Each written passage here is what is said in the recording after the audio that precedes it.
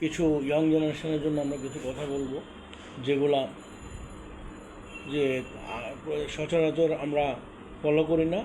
দেখা যায় যে যারা ছোটো বাচ্চা থেকে শুরু করে কলেজের স্টুডেন্ট পর্যন্ত সবাইকে অ্যান্ড্রয়েড ফোন দেওয়া হয়, অথচ যারা এই অ্যান্ড্রয়েড ফোন আবিষ্কার করছে তারা কিন্তু তাদের বাচ্চাদেরকে এই অ্যান্ড্রয়েড ফোন দিয়েছে না। কেন? আমাদের অ্যান্ড্রয়েড ফোনে দিয়ে আমাদের বাচ্চাদেরকে মেধাশক্তিকে ধ্বংস করে দিচ্ছে। কেন? তারা সবসময় ফেসবুক, ইনস্টাগ্রাম, তারপর তারপরে ইউটিউব, বিভিন্ন চ্যানেলে ভালো দিক না দেখা খারাপ দিকগুলো তারা দেখে। তারপরে একবার ঢুকতে পারলে নেটে দেখা যায় 1 ঘন্টা, 2 ঘন্টা, 3 ঘন্টা, 4 ঘন্টাও বেরিয়ে আসতে পারে না। সুতরাং আমাদের সবসময় বাচ্চাদেরকে মোটিভেট করতে হবে যে তোমরা নেট বাদ দিয়া নিজের পড়াশোনা মনোযোগ হোক।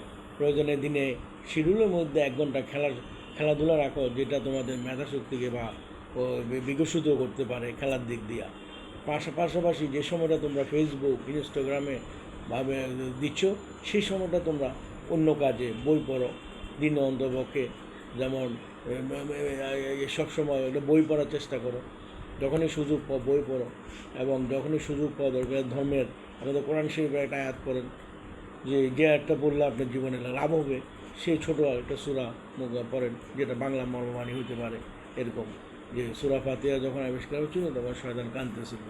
কেন? যে এই সূরা ফাতিহার মধ্যে সবগুলা সূরার নির্দেশ দেওয়া আছে, যার বিরুদ্ধে সূরা ফাতিহা আমাদের প্রত্যেক না আমাদের জন্য প্রথমে পড়া আমাদের জন্য ফরজ। সূরা ফাতিহা বাংলাটা আমি আবার বলতেছি, সকল প্রসঙ্গা বিশ্বজনের প্রতিপালক, হে আল্লাহ, তোমার জন্য তুমি দয়াময় মেহেরবান, কর্মফল দিবসের মালিক, আমরা শুধু তোমারই ইবাদত করি, শুধু তোমারই সাহায্য চাই। প্রভু হ্যাঁ, বিভ্রান্ত অভিশপ্ত গহ্বর থেকে তুমি আমাদের রক্ষা করো। এই 7টা আয়াত খুবই গুরুত্বপূর্ণ, যেটা আমাদের জীবনে যদি আমরা সূরা ফাতিহা আন্তরিকতার সাথে পড়া, যদি ফু দিয়ে আমরা কোনো পানি খাই, দেখা যাবে যে ওই সূরার ওই পানির মধ্যে যদি আন্তরিকতার সাথে পড়া, যে কোনো রোগের সেবা শুরু। আগের দিনে দেখা গেছে যে আমাদের রসুলের কোনো সাহাবী যাচ্ছে মক্কা থেকে মদিনার দিকে, অথবা মদিনা থেকে মক্কার দিকে, তখন কিছু লোক জড়ো হয়ে আসছে, তখন জিজ্ঞেস করলো কী ব্যাপার এখানে। জড়ো বললো যে এখানে একজনকে সাপে কাটছে। বললো সাপে কাটছে, কিন্তু কষ্ট হইতেছে, ওনারা বিষ নামাইতে পারতেছে না। তখন আমাদের একজন সাহাবী ওখান থেকে বললো, আমি কি একটু চেষ্টা করতে পারি? বললো অবশ্যই। তো ওনারা যায়, ওই সাহাবীর দলটা যায়, যারা কাফেলার দল যায়, একজনে সূরা ফাতিহা পড়া শুধু ঝাড়ি দিয়ে 2-3 বার খুব আন্তরিকের সাথে পড়ে যখন ঢাললো, ফু দিল, তখন দেখা গেলো বিষটা নেমে গেলো। এই যে যখন তারা খুব এতই সন্তুষ্ট হলো যে না, আমরা এতক্ষণ ট্রাই করার পরে হচ্ছে না, তোমাদের সামান্য একটু এই যেটা এই সূরা দিয়ে আমাদের, মানে ওনারা তো আর জানে না সূরা, বললো যে তোমরা যে তোমাদের এই কাজের ফলে যে আমাদের বিষ নামলে, এখন তোমরাকে আমরা এখান থেকে একটা যে আমাদের আছে বগি, মানে ওই যে তখনকার বলে ছাগল বা খাসি তো বলে না,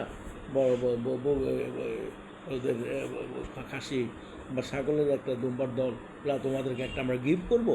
তাদেরও তখন খিদা লাগছিল, তোমরা একটা নিয়ে এটা জব করে খেতে পারো। তো এই ঘটনাটা আসি যখন মসজিদ নববী রাসূলুল্লাহ সাল্লাল্লাহু আলাইহি বললো যে আমরা কোনো অপরাধ করছি কিনা, এটার বিনিময়ে আমরা এটা, ওরা আমাদেরকে স্বেচ্ছায় দিয়েছে। ওরা না, এটা কোনো অপরাধ নেই, এটা ঠিকই আছে।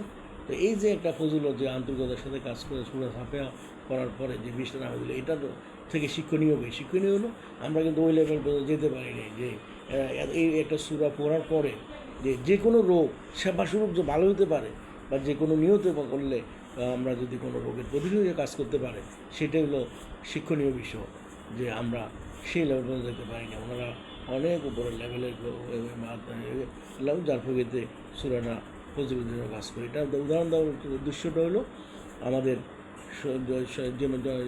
ইয়ং জেনারেশনকে শিখাইতে হবে না, এই ধরনের যদি আমরা একটা সূরা আন্তরিকের সাথে শিখতে পারি ফজিলতের মাধ্যমে, আরবিতে এবং বাংলায় মিনিং সহ, তাহলে আমাদের যে কোনো কাজে আমরা বরকত পাবো, এবং আমাদের বিভিন্ন রোগের প্রতিশোধ হিসাবেও কাজ করতে পারে এই সূরা ফাতিহা, অন্য নাম সূরা সাফা। সুতরাং ভালো থাকবেন, সুস্থ হয়ে সবাই দোয়া করবেন, এবং বিশেষ করে এইচএসসি পরীক্ষার্থীর জন্য তারাও যাতে মেধা বিকাশ ভালোভাবে পরীক্ষা দিয়া পরীক্ষায় রেজাল্ট ভালো করতে পারে, সেই দোয়া করে। বন্যার্থীর জন্য সাহায্য দোয়া করবেন, বন্যার্থীরা বিশেষ করে যারা অনেক কষ্টে পানির মধ্যে ছিলেন কিছুদিন আগে, তারা যাতে কাইটা আসে আবার পুনরায় ভালোভাবে জীবনযাপন করতে পারে, সেই দোয়াই করছে রাব্বুল আলামিন। সবাই ভালো থাকবেন, সুস্থ থাকবেন। আসসালামু আলাইকুম ওয়া রাহমাতুল্লাহ। ধন্যবাদ।